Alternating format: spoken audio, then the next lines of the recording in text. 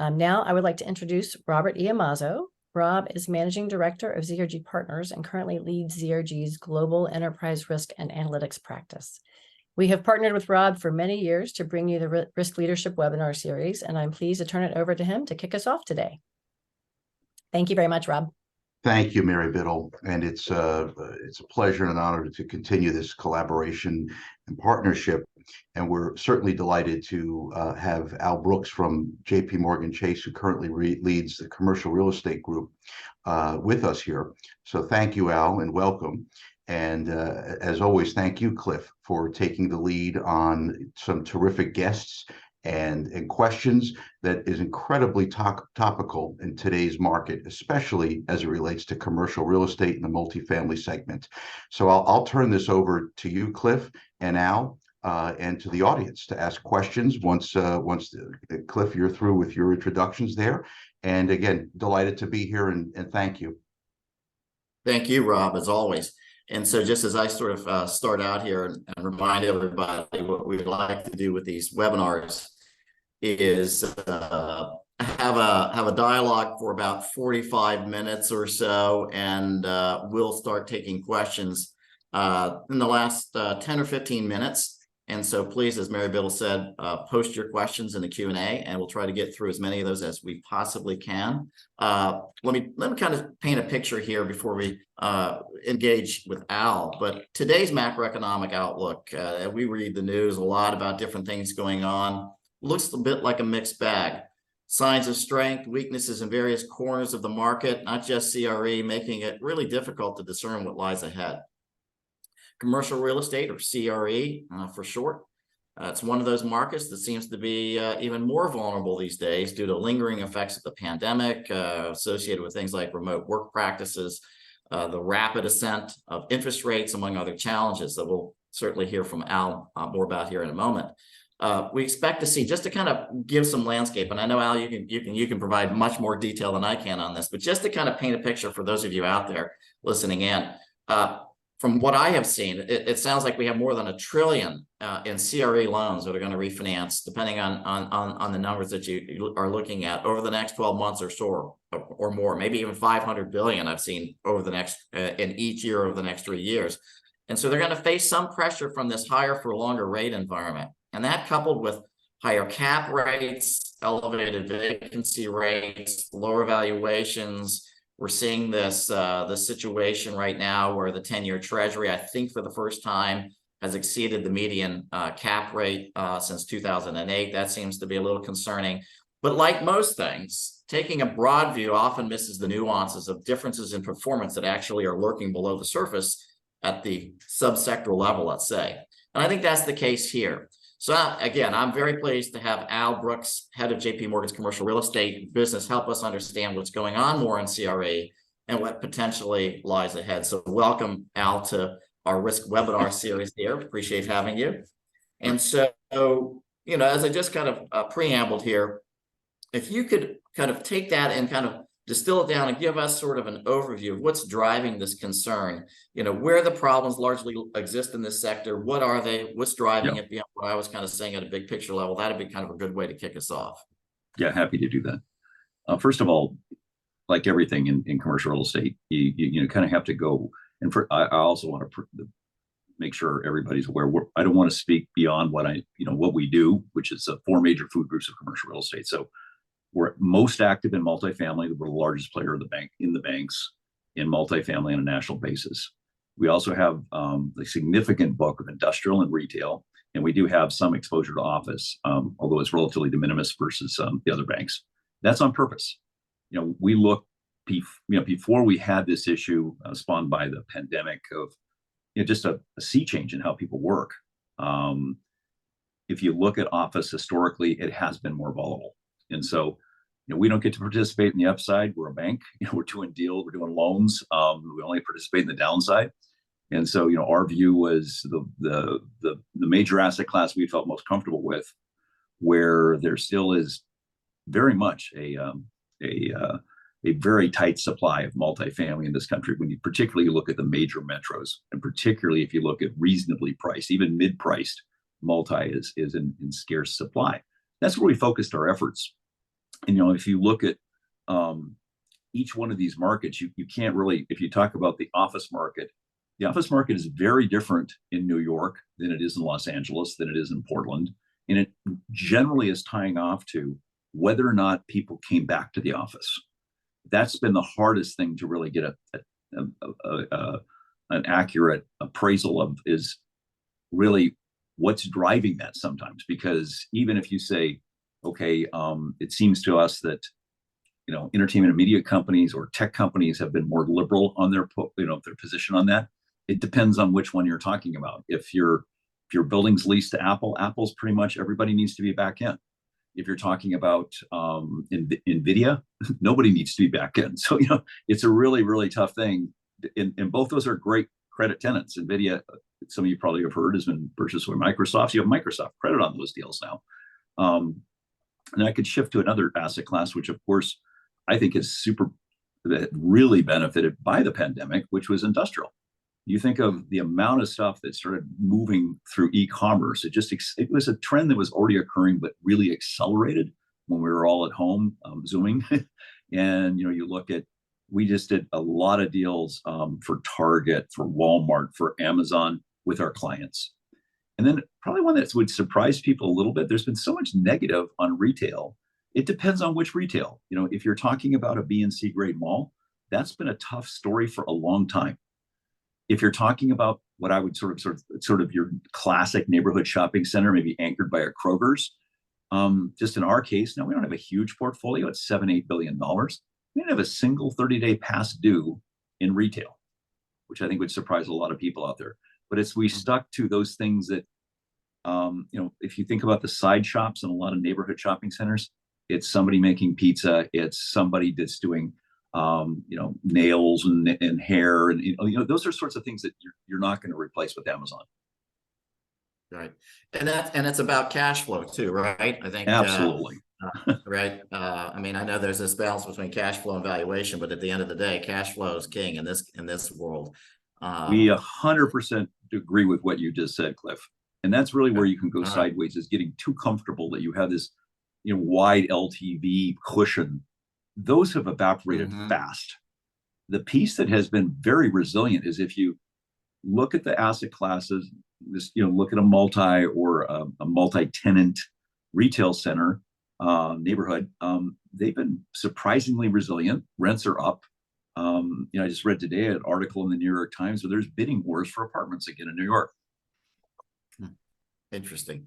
You know, again, one of the things that comes to mind, right, and it'd be great to get your thoughts about this, is we hear a lot about this refinancing crisis that's imminent, emerging, you know, CRE. I kind of referred to that a little bit in my kind of preamble again. Can you walk us through, for those that aren't really familiar with the commercial side so much, right? Resi is all based on, you know, fixed rate amortizing loans of 30 years. This market is very different, and I think folks would like to be able to hear sort of like what makes that different. Things tied to SOFR index based kind of lending. Right. How does that affect sort of what's happening here with what the Fed's done over the last year or so? Yeah, it's as simple as it. The answer on that is it's just math, and the way we underwrite and the gating underwrite. It's not LTV for us. LTVs have been very reasonable for quite some time because we're trying to get a reasonable coverage ratio on debt. So, you know, if you look at where interest rates have moved, we were underwriting deals in the 3s only a couple of years ago. Okay. Now we've moved all the way up into the 7s. That's tough math. And what that's requiring is cash to do a refinance. People have got to dig into their jeans and, you know, put some more cash into it, which most customers are more than willing to do if the asset itself has proven to throw pretty good cash flow. It doesn't mean that, you know, that by them having to put additional equity in, it does mean that it's not cash flowing well enough to withstand that kind of uptick in rates. But it's the confidence of the investors as to what the future is. And if you look at, for instance, right after the pandemic, we had double-digit rental increases on multi. Now let's flip it to the office side. Not only we did not see increases in rental, we saw massive increases in vacancy and occupancy. And so that's really, if I were to just sort of like focus the audience on one area that we're finding tough is office, because there's just not the economics to really want to put that additional cash flow in to protect your position as much.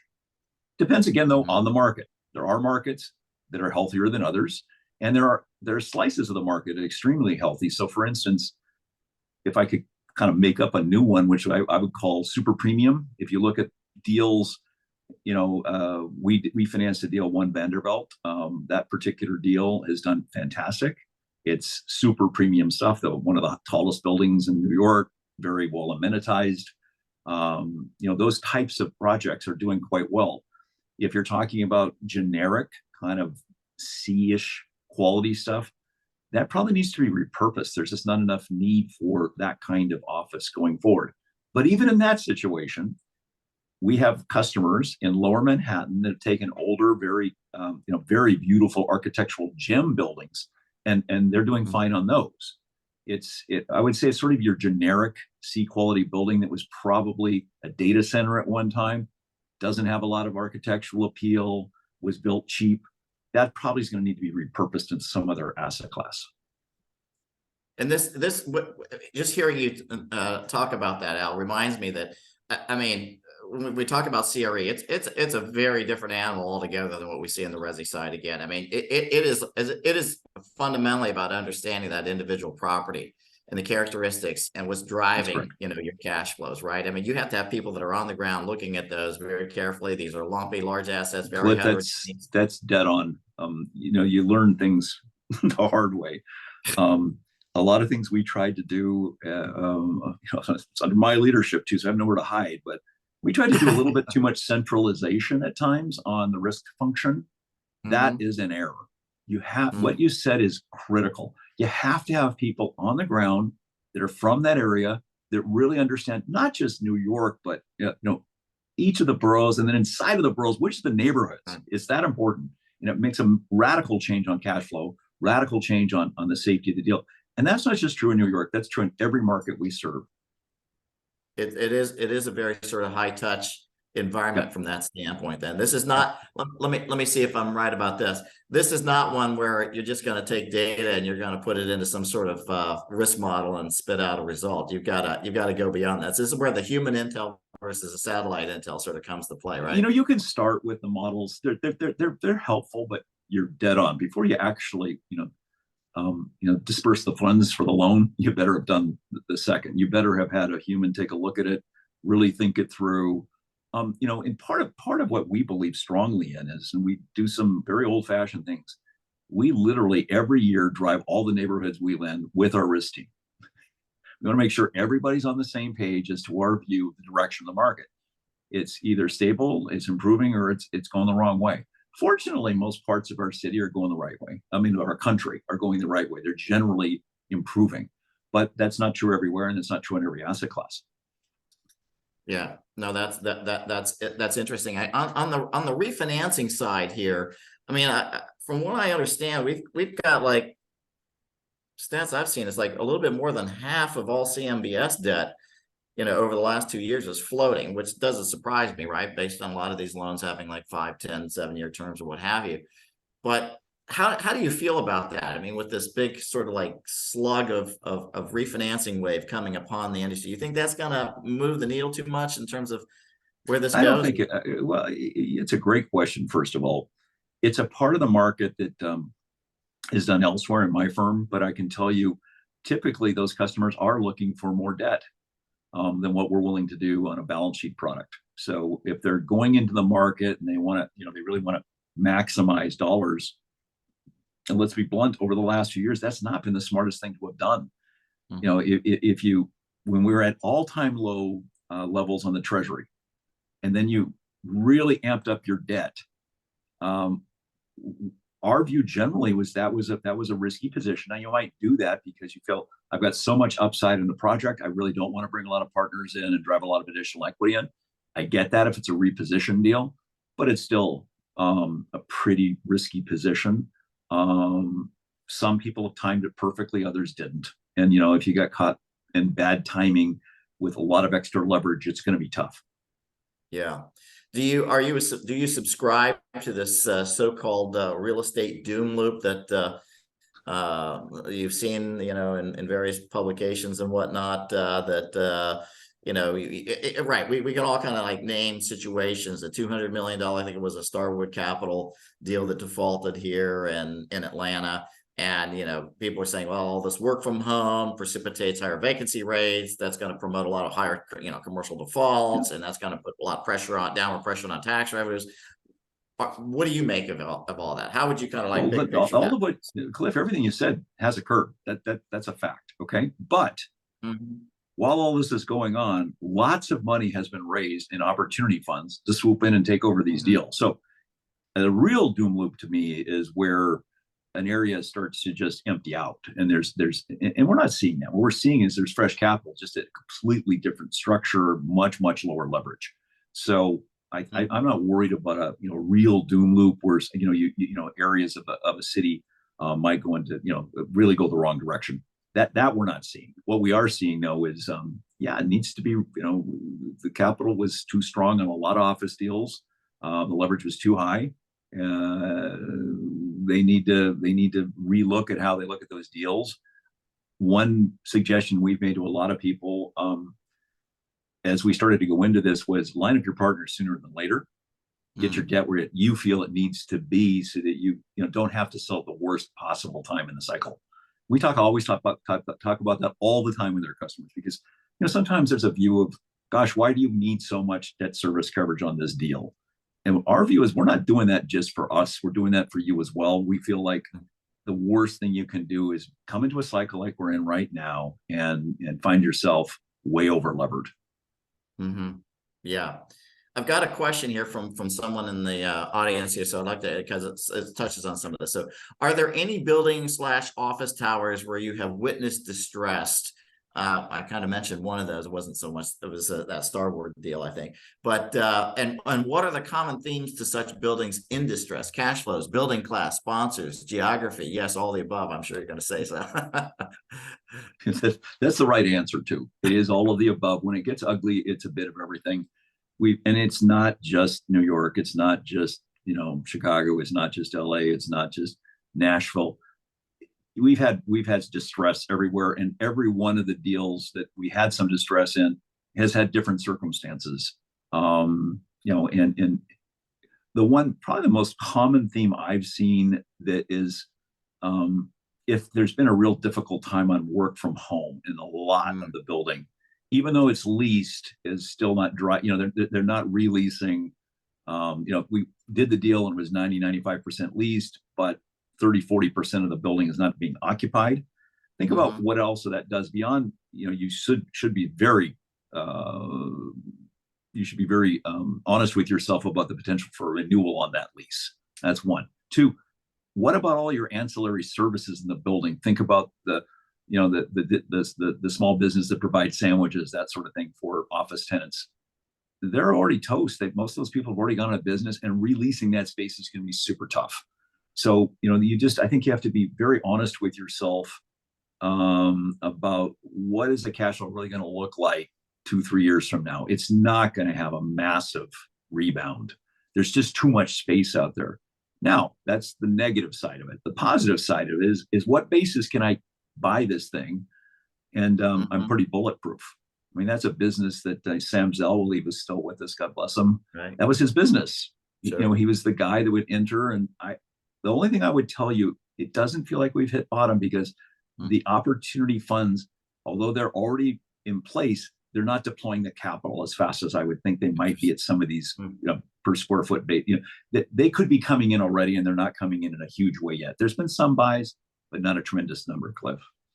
So we've got a little bit more room to roam on that before we kind of can feel like. It feels like that to me. I mean, I don't have a crystal ball, but it does feel like there's a little bit more room to go the wrong way on values, but there always is a bottom. And hey, if I knew what the bottom was, I wouldn't be working at a bank.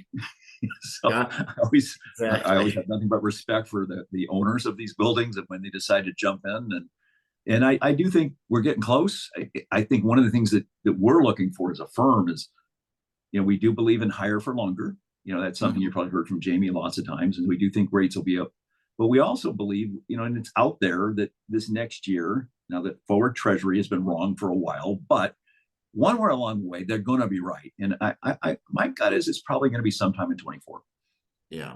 So what do you make? I mean, and again, JP Morgan's, large institution, but there's about, from my math, about 3 trillion in commercial and multifamily loans that sitting at banks. I think that's based on like Q1 23 FDIC data or whatever. And community banks hold almost about a third, maybe a little less than a third of that.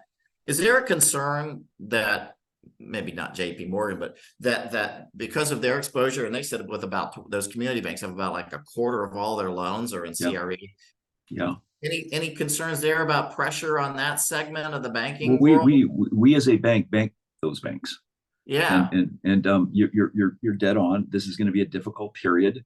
But there's going to be winners and losers in this as well. There's some that are more focused. If they are in the commercial space, are they really lending in a big way against more volatile asset classes like office, or are they banking the local guy who owns a few apartment buildings? There's going to be radically different answers as to how that's probably going to land for them.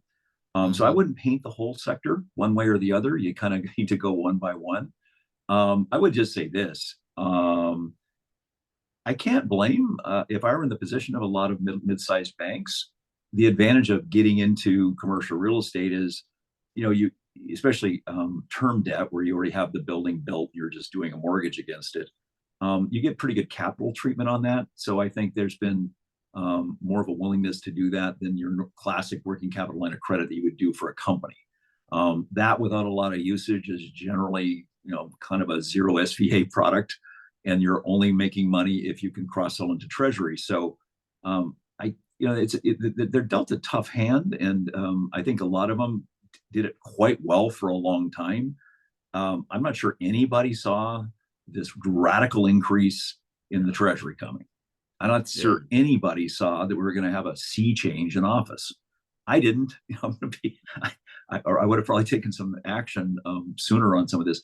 I will say one thing, and I've said this to our team. There's a reason, if you look at the volatility of cash flow when you build a new office building, it has often not been a particularly good deal in any part of the cycle. So, you need to be careful on those. And it really then comes down to is the owner really lining up the tenants with good diversity, not a lot of leasing risk for the bank as you're rolling into it, or you're probably going to have problems. And you should just be super honest about the situation. Doesn't mean you can't do them. We do plenty of office deals, but ultimately it's an area that we want to do a little bit more careful underwriting than we would on some of the other asset classes.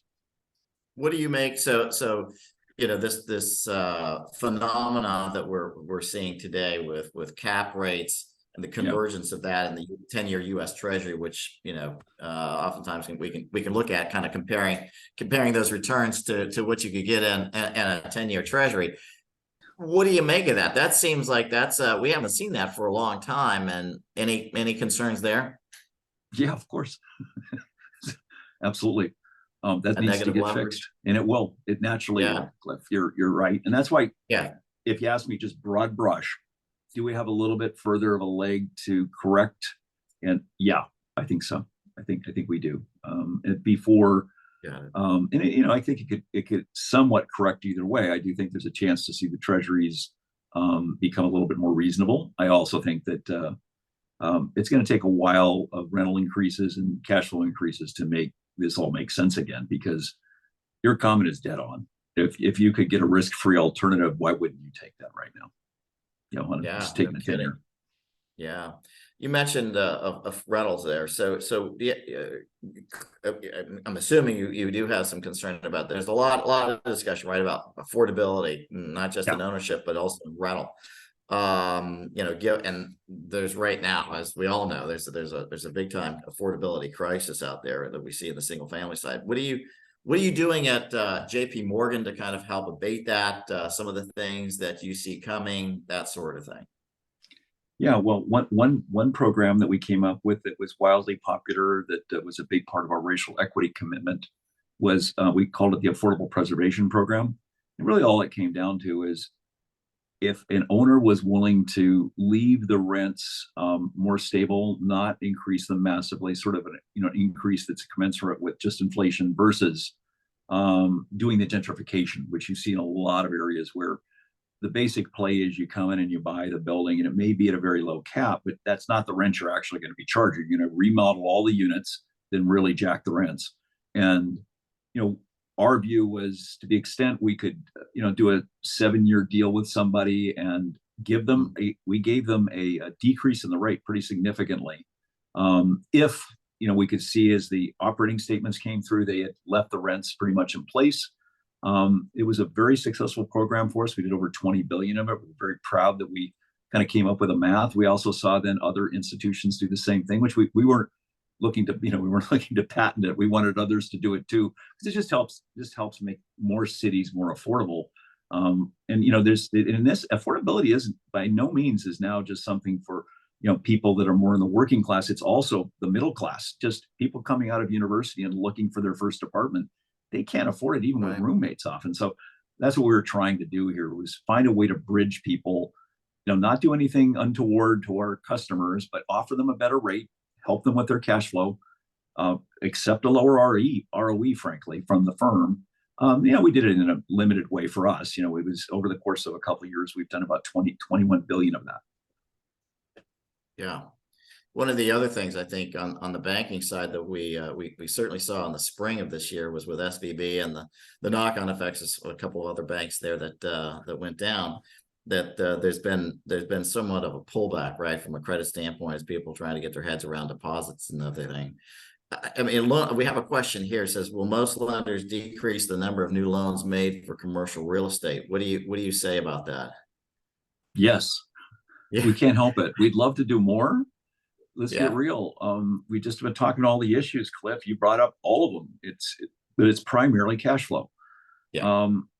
At the level of cash flow, we've had rental increases across most assets if you throw out office, but not anywhere near enough to handle the massive increase in interest rates. So literally, let's just use the multifamily sector because we do a lot of loans there, but we were cranking along at over 2 billion a month just a few years ago.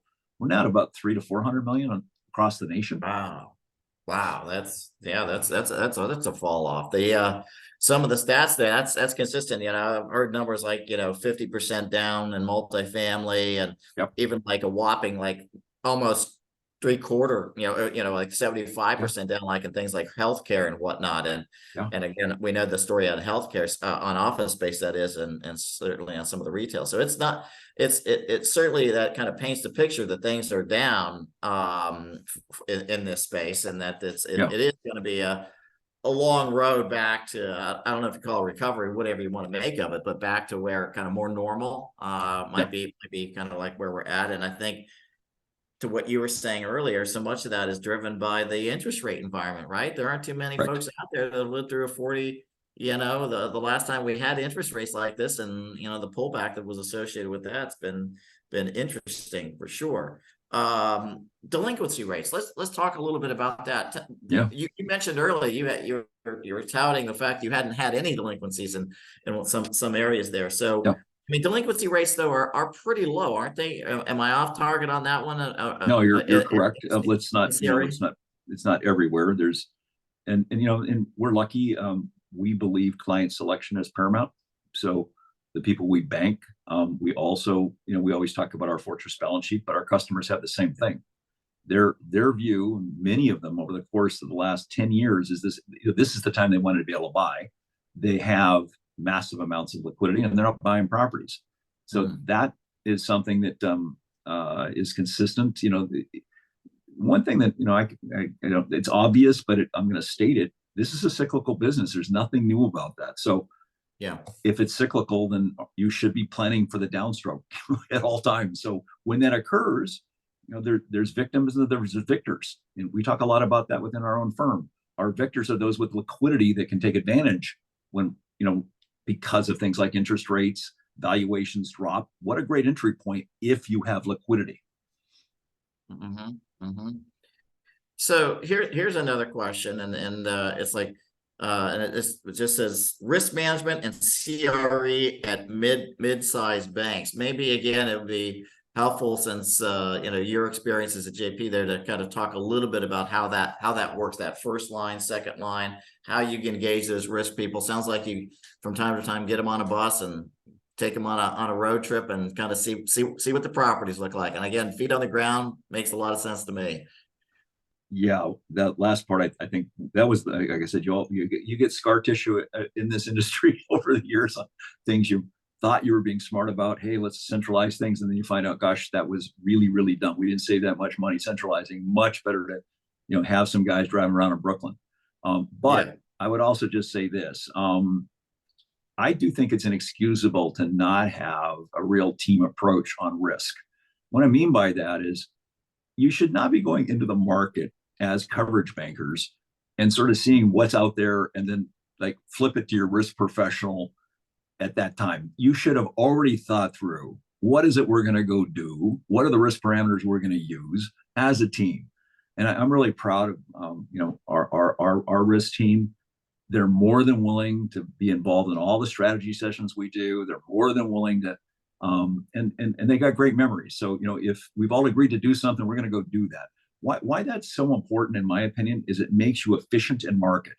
I can tell you, I've done some deals in our family and bought deals, and there's nothing weaker to me than when the account officer says, "Well, let me go run it by the risk guys." It's like, well, let me talk to the risk guys then. They're making all the, you guys haven't thought that through. I don't go there, but that's the thought bubble. And I think that is for most people that own commercial real estate is, I want to be dealing with a decision maker, and the team should have thought through what they want to do. And most importantly, what they also don't want to do, and then be very crisp about that. If that's not something that you've decided you want to do as a firm, then go to market and say, we're not going to be really leaning in. I mean, we've got a lot of stuff. I said sort of the four major food groups of real estate. Currently, one kind of bright spot that we don't do in my area is hospitality. If you've tried to get a hotel room lately, it can be rough, and all the rack rates are up. We're not going to jump into that business. We have this corny thing we believe at JP is that there's a certain amount of business loan embedded in those real estate loans. So it's so operator driven. That's probably not mostly what we look at from a risk perspective. We're mostly real estate cash flow people. Yeah. And so much of why a hotel or motel does really, really well is who's running it. And that's not that's, in our view, should probably in the commercial side, the C&I side, in some respects, particularly, kind of looking at who's managing versus how, what are all the real estate components of the real estate components matter, but what really matters is that aspect of the management. Yeah, that's interesting that you talk about that dynamic between within your team. We were just at a different event last week, and it was about kind of like risk culture. What does a healthy risk culture look like? And sometimes, people will commiserate to me and say, well, our second line team really doesn't get the business. They really don't understand the business. It would seem to me that in your business, your risk people better be sort of like all over that, right? I mean, that's kind of like, what good are they if they do on that? They own it. Okay. So do I. And there's one thing I'm really proud of is, because it's from experience. I can remember working for institutions where you'd have some vice chairman really beating up the risk team, and that's always a prescription for disaster. Instead, what we do is we spend time talking, like I said, what we're going to go do in market and what we're not going to go do in market. And if we find ourselves in a crisis, we meet immediately and talk about what are we doing going forward from here. Yeah. And why that's so important, it's certainly creates a much better environment to work in, but and I think more importantly, it allows our front facing coverage bankers to talk very honestly with customers. And then we don't have these things where, there's a lot of miscommunication. We find ourselves working on deals that we know in our heart we're probably never going to get done. And we're, in my opinion, wasting the time of our good customers. We can't do that. And I don't want to do that. And there's no excuse for doing it. In my opinion, most of the time, we just need to kind of like figure out, okay, going forward, what are we doing right now? And it's usually very straightforward. It may have some ugly on it, and it takes some courage to just have those tough conversations with your customers. But our view always is much better, sooner than later. Bad news doesn't age very well. I know it's a cliche, but it's true. So if there's, and you're running through, all of the things that are going on in the market, they're pretty well known. You ran through every one of them. And why would you not go have a conversation immediately with your customers about that and what they plan to do about it? Well, you hit on something that you're leading the witness here, Al, on this one, because when you talk about sort of having that, conversation early with that customer, I mean, it kind of does go to the environment is a little, right? There's a lot of volatility going on there. So you got to spend a fair amount of time, I'm guessing, on the backside there, calling through this portfolio, seeing things that are coming on your watch list. And having a fairly engaged dialogue at the least on how to manage those properties and those portfolios. So how do you what does that look like, a day in the life of Al Brooks and his team as they're kind of like thinking about on the backside, sort of like looking at things our good customers? I think people think it's going to be harder than it is. I'm not saying it's easy. I'm not saying that at all. But good customers are well aware of what's going on with the cash flows of their properties. They're well aware of what's the climate for new tenants if I lose a tenant. They live, eat, and breathe it every day. And what's so fun, I think, to talk about with, in a situation like this, many of our customers are always planning for this. This is kind of when they go into deal. This is when they're looking for deals. And so I have nothing but admiration for people that can think through the business cycle. The business cycle in commercial real estate, think about it. If you kind of look from when was the last time we were in distress, it was 2010, 2011. Okay, I would call that, it's like a 12-year cycle. If you're calling victory at year 6 and an uptick, that's a little arrogant, And so part of what we just try to always have that, and all of the long-term customers of ours know that. They're well aware of that. And it's always a great, I think, conversation starter in a good time. Where do you see any chinks out there? Are there any concerns you got? Are the tenants asking for crazy TI? That's usually one of the first things you start seeing is you'll get a law office that'll come into an office building and, the TI allowance was $40 a square foot. They somehow think they needed 110. And the reason they're really driving for some crazy thing, they want, fireplaces for all the partners in their offices and just nutty stuff, is they can get it. That's why they're doing it. So they're pressing, which means there's softness. And that, you got to look for those sort of canaries in the coal mine thing where, the actual stated rent looks pretty good still, but when you wash through all of the concessions, not so great. And so, that's one of those things that's why you need to be in front of your customers all the time.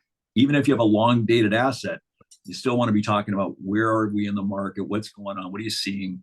And most of our customers, are more than happy to walk us through, what's going on. What's the scenario look like when, let's say, they've got some issues that they know that sort of refinancing is on the immediate horizon? You work with these folks, particularly since you said, you've got, this is a relationship business too. That's right. And so you've got to finesse that and work with them, I'm guessing, to kind of help them kind of get to that other side successfully, right? Yeah, that's exactly right. And one of the things we did, and I really tip the hat of one of my partners, Michelle Herrick, and her team that works on a lot of larger deals for us. As these things start to get tougher, you've got to really have a serious conversation about what the capital level needs to be. And hopefully you're the first bank to walk in and talk about that before capital might be depleted. Right. Yeah. And so you're going to be looking for that. And it's the same thing. That's true of our largest customers. It's just as true of our smaller customers. We have that conversation as we start to, particularly as we started to see rates rise. We didn't see them going all this way, but you need to have that conversation. If this continues, what's the plan? Yeah. And some of those customers are probably sitting out there with not just, one loan. They probably have multiple. So you got to kind of balance all those pieces going on there. Yep. Go ahead. You had something to follow up there, Al? Or? No, I was just agreeing with you. Okay. You do need to balance through you're not their only bank. You're never their only bank. You certainly want to make sure that I think that you're the first bank that's having the tough conversation. Yeah. Are there markets in particular that you look at and you go, this is something that we don't have an appetite for that right now. Or do you just say, look, we're going to be opportunistic here, and we're always going to have kind of a continuous market presence. We've got players in these markets. How do you kind of look at that in a world where, as you said earlier, every market's different and just depends on sort of what's going on in that market and the fundamentals driving that market. Yeah, well, we do take very much a relationship position. So when we're banking people, sorry about that. When we're banking different customers, the first thing, if you're doing the right client selection, they're usually doing the right deal selection. So we're not typically saying no to a lot of customers because we've already sort of agreed what they do and what we finance. That said, we still get situations where, you know, the signals get crossed. You know, just a year ago when we were already going through this, we had some customers pushing for us to do, hey, we think it's a time for an entry into the lower end of the office portfolios, you know, the lower end class, because we can buy this stuff for such a low per square foot number. And you gotta have a tough conversation that we're not the bank, you know. And I think one thing we try to do is, if we aren't, be quick about that. Don't waste the customer's time.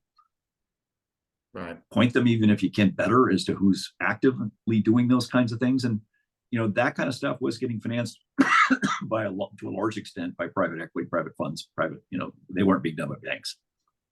Yeah. Yeah. One of the other trends that we've been seeing, right, is there's been a lot more non-bank action going on. And quite honestly, that seems a little bit similar to what we saw on the resi side, right? When banks pulled out of conventional mortgages after the 2008 crisis, non-bank financial institutions kind of came in a big way, both on the origination and servicing side. What do you make of that going on within, you know, the commercial business? Do you see any concerns there? You're absolutely right, Cliff. And it's very similar to what you're talking about in residential. You know, some of this is driven off of capital. You know, the capital structure that we're forced to do as a bank now has forced us into certain positions that, frankly, sometimes we're not the best source of capital. We just try to be super straight up with our customers if we find ourselves in one of those positions where, you know, we don't ever want to do a deal and right away we look at it and go, Jesus, or, you know, we're a, you know, flat SVA. That just doesn't make any sense. So what we do instead is we talk about where you can get that done. You know, we're in the market all the time. We got lots of different sources we can point people at.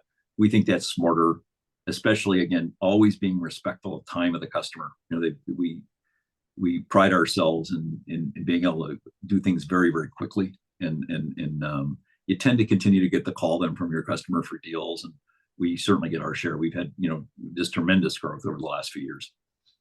Yeah. You know, what I hear you saying, and again, we've known each other for a long time. I mean, it really does take somebody who's been through a cycle or two to see sort of like where these things can go over time. And while you may not see everything, you certainly have seen an awful lot.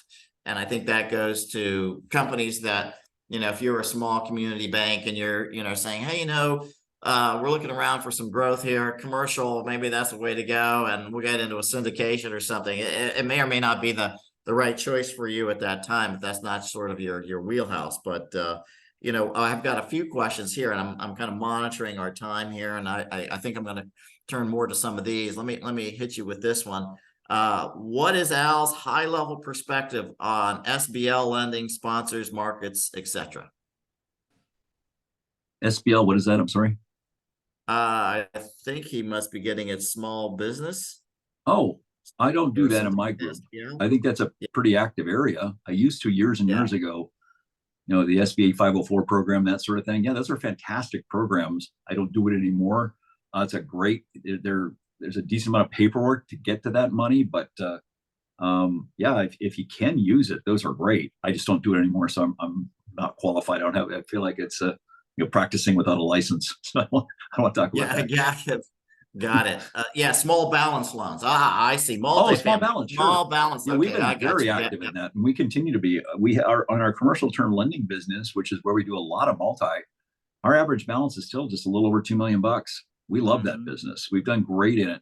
Think about it. Really, what we're talking about here is oftentimes people will buy a 20-unit building or two, and they, you know, if they're still got most of the people in that portfolio have pretty good paying jobs outside of the commercial real estate area. So that's helpful. If something goes sideways, perhaps in their apartment building, they have their job, and they will dig in their jeans to protect their equity. And we've shown that. We've seen that through a couple of cycles. So we love that business. We're very active in it nationally. One thing we do really look for is to be lending in supply constrained markets. So if we're talking about a kind of a boom and bust market where there's the capability to build a lot of units quickly, that's not a place we want to do this small business or small balance lending. But if you're talking about New York, Chicago, San Francisco, Los Angeles, those kinds of markets that are, huge, absolutely have supply constraints. And what's key is the customer then can buy a building that can't be duplicated today. If they build something new, it's 500,000 to 600,000 a unit. They're probably buying it about 300,000 a unit, and then we're making an advance of 50-60% of that. So we love that business, and we do it. I think we're the only major bank out there doing this. It's been a great program for us, and what we think the ultimate winner there is about. We don't charge for legal, we don't charge for appraisal. Everything's just a very simple, straightforward product. It almost sounds like residential to you probably a little bit, and it works out really well looking at it that way. It's right, sort of like right past that 4-unit. You get into that stretch where it's a bit more closer to the resi side than it might be to the. And we like that because for all the good reasons in resi where you've often got somebody with a great job, and that's really what's supporting the home loan. That there's some of that in what we do in our small end of multi. Yeah, and I think the GSEs are, they each have programs in that SBL side as well. That's been a. Well, that's another aspect that we think we're really proud of that we've continued to expand in is working with Freddie and Fannie, and they are definitely, you're right, trying to push more on the lower end. They traditionally hadn't done a ton of that. We think we can be a good partner with them and do more of that with them because they obviously have some very very good rates they can offer. Yeah, absolutely. And there's a whole huge incentive, as you said before. I mean, they're trying to, help in this affordability crisis that we have now. And I guess they're doing a lot through their K deals to be able to kind of get that out there into the wide world as well. That's definitely good stuff. Question here is, what does repurposing look like? That is when tenants simply aren't coming back due to telework movement. Well, that's an interesting one, right? Because that's I think there may be. I'm just guessing, but on the repurposing, my guess would be, what are we going to do with those office buildings? Mm-hmm. And the answer is tough. We did do some of this in New York 30-40 years ago, and we have customers that were involved in it. And what it took to actually make it all work is the city of New York was willing to live without property taxes on the building for 40 years. Can't do too much of that and run the city. No. Now, it can be the right thing to do if it's a fairly large area. They did it in Lower Manhattan on very similar to what we're talking today, sort of older BC class buildings that weren't leasing up. They're just were going to be empty for a while. That's not good for the city. So their view is better to at least get it leased up, make that part of the city more vibrant. At least you start getting the sales tax back. Right. And there's going to be some tough decisions at the city level as to how zoning works and how accommodating they'll be to this stuff. But you got to get to a basis where it makes sense. You're not going to replace high-end office rents with apartment rents necessarily without some level of pretty deep equity or some big tax incentive. And the cities can do some of that, but they don't have unlimited amounts of money they can throw at that. Right. Absolutely.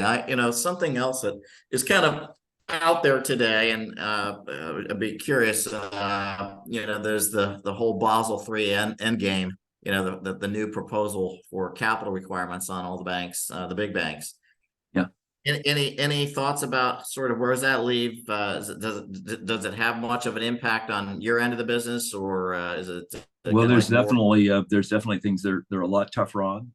Here's the funny thing: when I look at, to kind of pull back and not be such a partisan, I work at the bank. I always wish that our capital requirements would be reasonable. I think they're not horrible for commercial real estate when you look at the risk. If you look, one of the toughest things to do is a spec construction deal as far as capital. That's probably the right call from the regulators and the Basel III committee. They have become more reasonable if you are very, very low leverage, even on commercial. It had always been kind of 100% RWA. It looks like it's going to be a little bit better than that. We don't know exactly where it all will land, though, Cliff. So Basel III is still up in the air. But I would tell you the direction to me looks fairly reasonable. I know that that's not what most of the banks do. We all complain about it nonstop. But if I look at it, it seems like the treatment on a relative basis looks reasonably correct, is what I would say. Sounds like that's at least a more positive view that I've heard from most people coming out of this. Some of the things, right, on ops risk, capital requirements and whatnot. Well, the ops risk stuff, yeah, I do feel like it should tie better to what your actual charges have been, and it doesn't. So yeah, you're on that. I can't really. That's all I can say. So yeah, no, I hear you. Here's another question though that came through since then. It says, so with capital limitations on banks and the problems rising, do you think that the regulators will require the private lenders to have stronger balance sheets? I think, yeah. That's a great question, and I don't have a great answer. That would just be speculation. But yeah, I mean, that I don't know is my answer on that one. That's a very good question. Something we all should be thinking about is, how's this industry going to look out 5-10 years from now? And it is going to be driven off of a lot of what we're talking about here. But I don't know where that's finally going to land. You've heard our boss, Jamie, talk a lot about this. If you're just sort of trying to push a lot of these activities and you're, and come down really hard in the regulated industries, you're then just by definition pushing it out to the less regulated part. So I don't know where that's going to land. I don't. I think this point's well taken. That's how it will work. If you squeeze one area, it'll come out someplace else. That's exactly, again, the residential, right? You have a lot of these non-bank lenders that are monoline, that have pretty, their biggest asset is in mortgage servicing rights that and they don't carry the same 250 risk weight that the banks do. So there's a whole lot of issues there, notwithstanding some of the things that have been going on with Ginnie to try and come up with their own risk-based capital requirements. But you will have to see something to have something close to like a level playing field, I would think, over time. If otherwise, you're absolutely right. You're going to send it off to some other unregulated segment of the market, and I'm not sure long term that's a good thing either. So there's that. Well, I'd be talking my own book if I didn't say, so we need to move on from that one. I could get myself in trouble. So yes, but I generally agree with what you're saying, Cliff. Okay, yeah, happily move that. And so here's another question that we have. What's the outlook? I think I may have touched on this one earlier. Outlook on relative attractiveness of real estate assets versus fixed income securities. I'm guessing that may actually get to my point. I think that was your point you made, and it's not as great as it was. I mean, I will say one thing: long term, you've got, even if you're buying a treasury, and you don't have to pay state income tax. That's a pretty good thing. Mm-hmm. Well, if you've got a well-positioned real estate asset, and you've done a pretty good job of determining, your depreciation schedule, and your interest, so you got your depreciation, you got your interest. Those are both fully deductible. So you just definitely have a tax deferred asset. And you have tax deferred cash flow, and depending on your position and your tax situation personally, owning commercial real estate can be a great one. It's pretty efficient. It doesn't take a ton if you engage property management. I actually think at this point in the cycle, yes, long term looks really good, particularly if you can go to a risk-free asset like a treasury. I don't think that's going to be around forever. It hasn't traditionally happened often. I don't think that's a long-term thing. Real estate will tend to generally give you a couple hundred basis points of premium for being involved in real estate. And then one thing I like about it that I think people forget, if you were in something that is not, something where there's a true need, for instance, things like multifamily, you are going to get a bit of an inflation hedge on the rental increases. Yeah. So we have, again, mindful of sort of getting close to the top of the hour here for everybody. We talked a lot about challenges, issues that we're seeing in this market. So where are the bright spots or opportunities, Al, do you think, for CRE over the next 12 months horizon? I mean, if you look into your crystal ball, and we won't hold you to it, but just what do you think? I just think housing in general over time, there's not enough of it. So, we've got a serious supply problem. There's just not a balance between supply and demand. There's way more demand than supply. I do think we're going to need to be creative around, we have a lot of NIMBYism in our country. So nobody much wants apartments built in their market. Nobody, and we do that a lot of different ways. We've made building codes in many parts of many cities that you basically have to build a condo. It's got to be really high-end stuff before it's going to get approved. I do think that's the enemy of affordability for people. So obviously we're very long on apartments. So obviously I think apartments is an area that I think is going to work out really well, multifamily in general. I also think single family as well is going to be a good investment longer term. Now, if you move to the other asset classes in commercial, I would still look at neighborhood shopping centers. I think that, I've got a goofy thing I say to our staff sometimes. I don't think Amazon's going to figure out a way to get,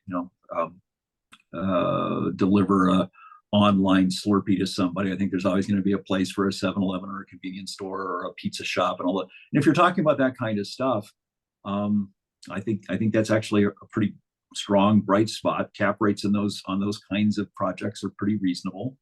I love industrial. I used to use as an example the small industrial that's really close in that was built years and years and years ago. And I used to actually have a course I taught where I talked about how that was functionally obsolete because it couldn't stack stuff and you couldn't use it.